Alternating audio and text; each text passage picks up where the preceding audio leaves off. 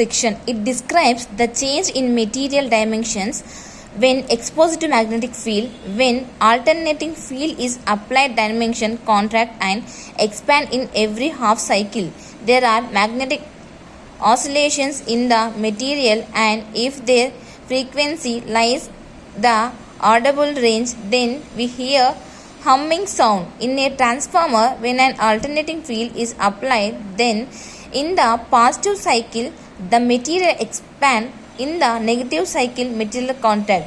Transformer must be mounted in mud or rubber to damp out the oscillations.